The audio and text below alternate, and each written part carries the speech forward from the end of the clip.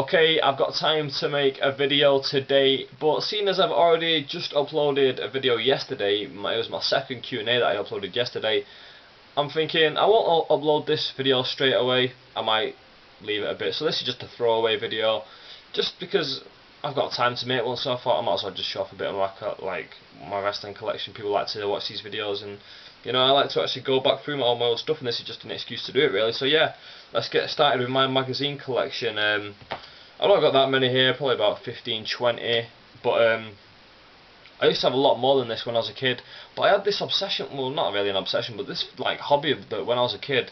I'd get magazines and I just cut pictures out. I don't know why. I wouldn't even do anything with them. I'd just cut the pictures out and then just leave them. I did it with old sticker books, with old wrestling magazines. So in the end, my mum just threw all my old ones away because they had holes all over the place. It's like, oh, why do you want that? It's got holes, so I just threw it out. And I don't really blame her because, you know, why would I? I don't really want magazines now with holes all over them. I wish, in hindsight, I didn't cut them all up, but yeah, sadly I have. Right, so here's my collection. It mainly ranges from like about 5-6 years ago when I started going to college and I had the college bus trips to get. I got back into collecting magazines and buying the magazines so I could read them on the way to college. So yeah, here we go. We've got WWE's Raw 15-year anniversary edition. I've babbled on quite a lot already in this video, and I've only just shown you my first magazine. Right, here we go. Raw's 15-year anniversary. Now I'm not really big into WWE's magazines itself. In fact, I've only got 2 of them here. But this is actually quite good. It's just got like, little articles all scattered out throughout, like little countdowns, like greatest title changes, top 15 title changes, top 15 momentous occasions and stuff like that. It's alright. I suppose it's a good little collector's edition. Might be worth a couple of quid in the future, but you know, it served its purpose. It kept me entertained when I was bored, really, bus journeys and what have you. When I was in fact, that was from when I was in uni, that one. But yep, that's my Raw. Then I've got the best of 2007 edition of WWE magazine. Again, it's actually, I was gonna say it's quite similar to the last one, but it's not really. It's got a lot less in it in terms of content. It's got a lot of pictures in it, but it's quite rubbish. I don't know why I actually bought this. Again, I probably bought it because it's more of a collector's issue. Yeah, again, it might be worth a few bob in the future, but I'm not really bothered. Like, you're not really going to make a lot out selling a single magazine, so if you've got a big bulk, you probably could, but I've not. I've just got a single one. Not really interested there, but yeah, I've got that. Best of WWE 2007 magazine. Now, those are my only 2 WWE ones, so a lot of people might want to switch off right now because the rest are Power Slams. I think the rest are all just Power Slams. So yeah, these are the only 2 WWE ones I actually have. Right, into my Power Slams now. The reason I get Power Slam is, well, for people who are American who don't know about Power Slam is just basically an independently published wrestling magazine where it just gives you like latest news and stuff like that. There's a Q&A section where they'll ask questions about fans will ask questions about stuff they don't really know about. Like, for example, let's just find it in here. Let's give you a random question out of it. Okay, I can't even find it. That's embarrassing. There we go. Right. Nope, still flicking through. Okay, I actually can't even find the Q&A section in there. Oh, here we go. Now I've said that, I can find it. Wow. Right, here we go. Who was the masked woman who aided Raven during his hardcore title reign in the early 2001? And then it's put up, the Fearless Ninja Girl was Terry Potch alias Tori. Her identity was revealed the March 6, 2001 Heat tapings when she was unmasked by Molly Holly. It's just random questions like that. Stuff that you can't really find. Well, you can find out on the internet if you search it, but people sent it into Power Slam magazine. I don't know why. Maybe they want their own questions to be published. But yeah, these are really interesting magazines. Like I said, I've got a lot of them here. This is issue number 132 with Rey Mysterio on the front. And then I've got issue number 133, the one after it. The news stories on the front of this is the Daft Lottery, talking about the draft and how SmackDown basically got all the good stars taken away. And this is Extreme, which has got a coverage of Hardcore Homecoming and One Night Stand. That's a good thing they've got in here actually, is that they review pay-per-views, and they don't just review WWE ones, they review like the ROH shows and TNA. Like in here we've got ROH Death Before Dishonor 3 review, we've got a TNA Slammiversary review, like side by side, so it really doesn't distinguish between the two. It tells you which one's which, obviously, but it doesn't make TNA look a lot better than ROH. It's quite funny that AJ Styles worked on both shows, it looked like here. In fact, no, he didn't even work on the TNA show, he just worked on the ROH show.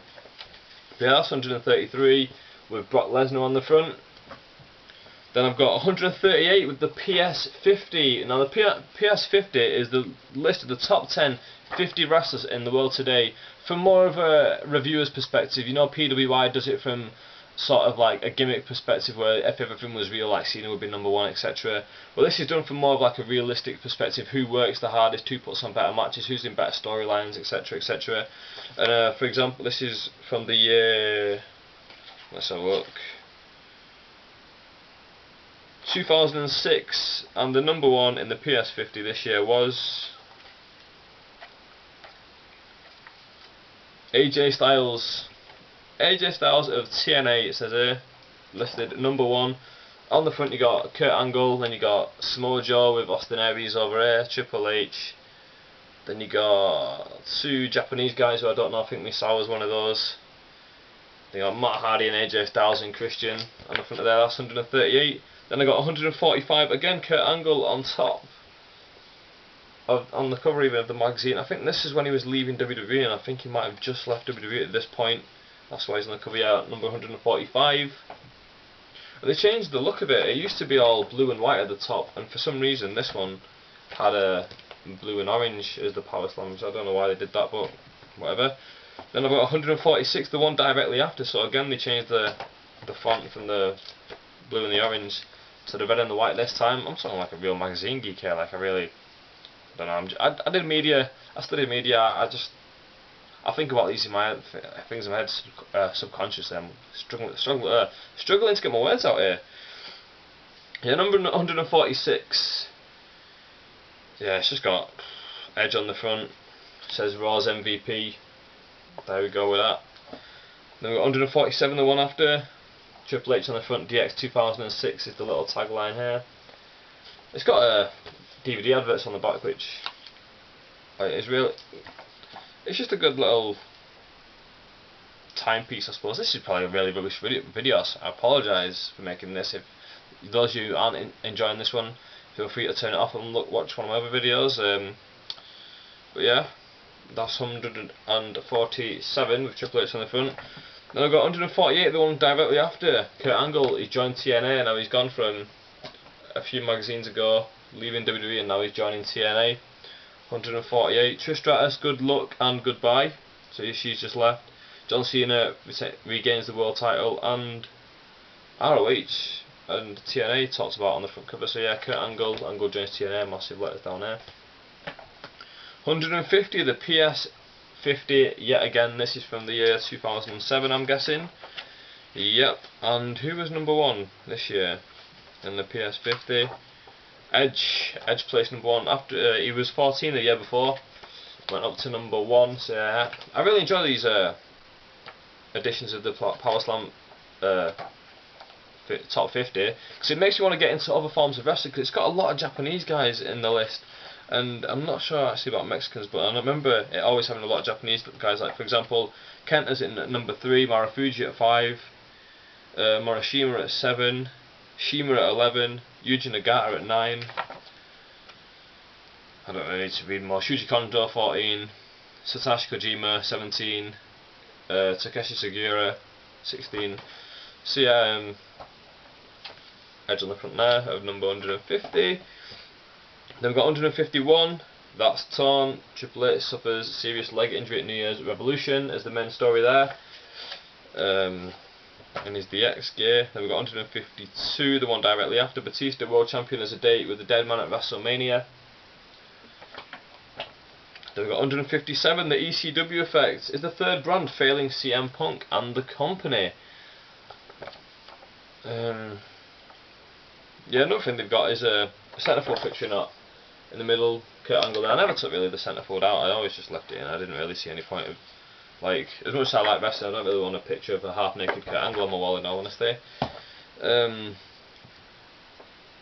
166 just reads 16-0. The Undertaker captures the WWE title in the electrifying main event of WrestleMania 24. There. That's a massive gap actually, that's like a 9 magazine gap between this and the last one. Then we've got the centerfold is AJ Styles with his, I think that's the TNA World title there. Oh, TNA Tag Team title he's got. 174, yet again another issue of the PS50, this time it's probably from 2008.